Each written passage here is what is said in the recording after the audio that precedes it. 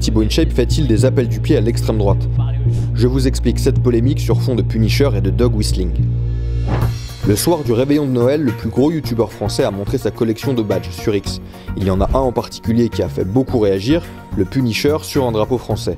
Un symbole utilisé par l'extrême droite, notamment aux États-Unis. Pendant même le mouvement Black Lives Matter, les racistes américains, ils vont s'allier, ils vont soutenir la police, bon, ça c'est pas nouveau, en utilisant ces symboles qui est utilisé déjà par les militaires, qui est utilisé par la police, comme moyen de défendre les assassinats qui sont commis envers la communauté noire afro-américaine aux États-Unis. Le Punisher, à la base, c'est juste un personnage Marvel créé par Jerry Conway sans arrière-pensée politique.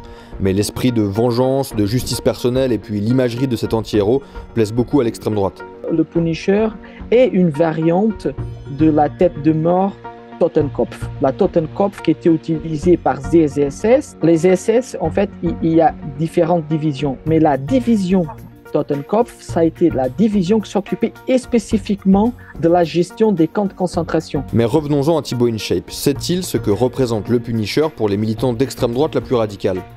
Lui, il a juste précisé qu'il avait reçu ce badge lors d'une opération commerciale.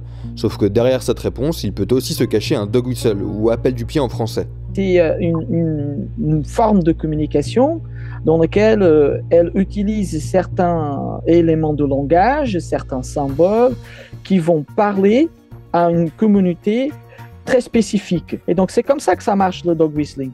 C'est que d'une certaine façon, on en parle à des personnes qui sont proches de nous, mais sans nommer les choses comme elles sont. Cette vidéo du député du Rassemblement National, Julien Ondoul, pourrait être un exemple de dog whistle.